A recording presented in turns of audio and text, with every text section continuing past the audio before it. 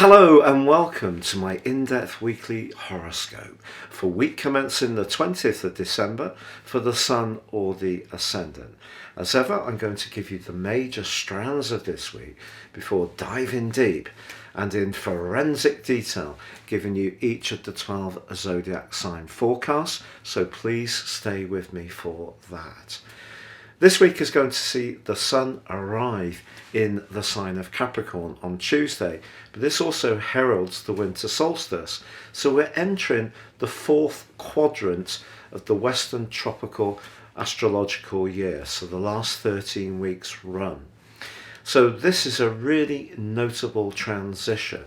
The sign of Capricorn is very much to do with structures, it's to do with the more traditional features of life. It can be an area that we have a focus on goals and ambitions, and therefore to do with our professional interactions, but not exclusively. Of course, the sign of Capricorn is Earth, and it is cardinal, so it's very much a sign of leadership. So the free-spirited energy of Sagittarius makes way for the more somber vibe of Capricorn, but we still have Mars in Sagittarius, which is a very adventurous combination. And in fact, by the end of this week, Mars is forging a super link with Saturn. So when we get the energy of Mars combining collaboratively with the structural energies of Saturn, that can be very positive. Now, as this week begins, we also have Mercury in a terrific angle with Uranus across the first 3 days. Mercury already in the sign of Capricorn, dazzling in the electric link with Uranus, asks us to be very open-minded about how we deploy our resources. Anything to do with business decisions as well. The more innovative we are, the better it can be. Remember, the full moon from last week is still very, very potent this week. And that's basically saying to us that we need to use our language carefully. The everyday communications of the moon in Gemini competing with the more expansive energies of the sun in Sagittarius. So choosing our words carefully this week continues to be a theme. If we're traveling anywhere, important to check out things carefully.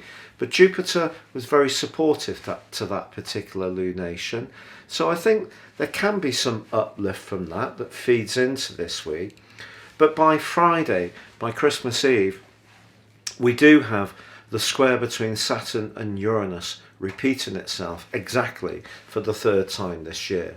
But you know, the truth is, within a few degrees, they've actually been agitating at one another pretty well since about the second week of January. But this just reminds us that the liberty that Uranus wants us to have has to be balanced against the responsibilities that Saturn wants us to show. So there could be something that is stopping us being quite as free as we would like on Christmas Eve. And then on Christmas Day, we have the second of two conjunctions between Venus and Pluto. The first was on the 11th of December, and of course last week Venus went into its retrograde. Now this could bring about some real lovely sentimental connections, perhaps to people from our past. Perhaps we can really appreciate how fortunate we are to have the folks in our life that we have had.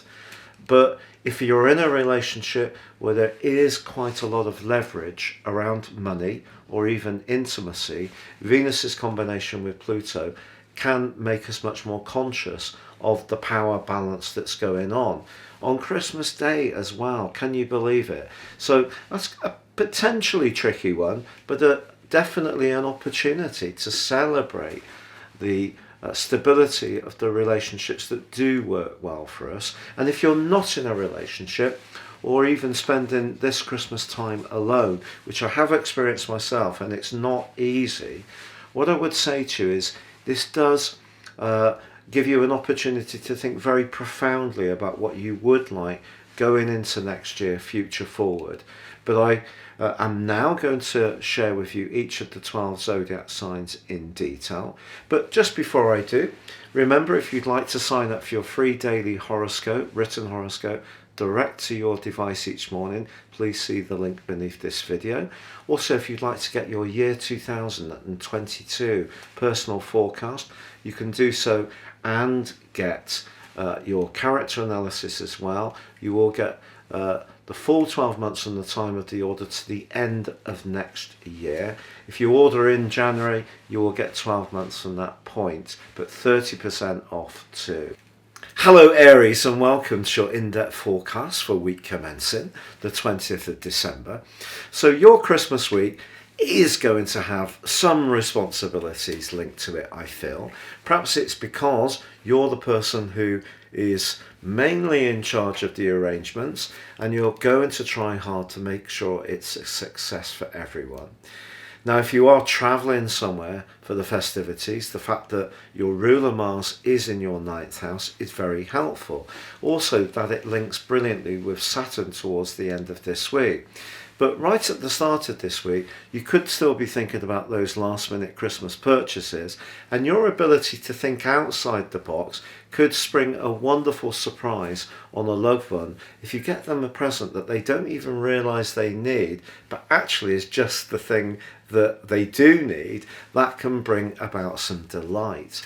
Now, the winter solstice for you does mean that even at this very late time of the year, I do feel that you will be considering over the festivities in general, not just this week, your role in life, whether you feel really fulfilled in what you're doing.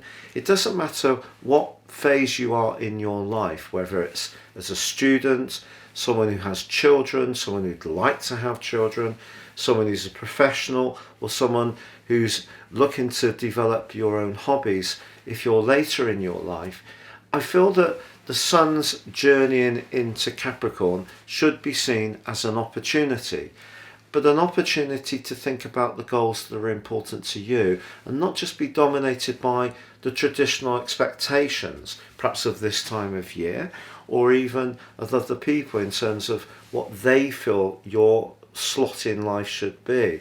So I think generally over the next week you could find yourself thinking in lots of flexible ways about how you can do things differently. It's possible that in this week you may realise that someone that you're friendly with doesn't actually share the same set of values as you in quite as close a way as you had previously thought, and that can prove to be a little bit disappointing. But the whole point of Venus combining with Pluto is that it's helping us to become much more conscious of the value of really meaningful relationships. And sometimes those most meaningful ties, those solid citizens in our lives, are not always the most glamorous people. They're not always the most demonstrative people. They're the people that just really care. And I think by the end of this week, that can be something that you're really appreciating in a very fundamental way.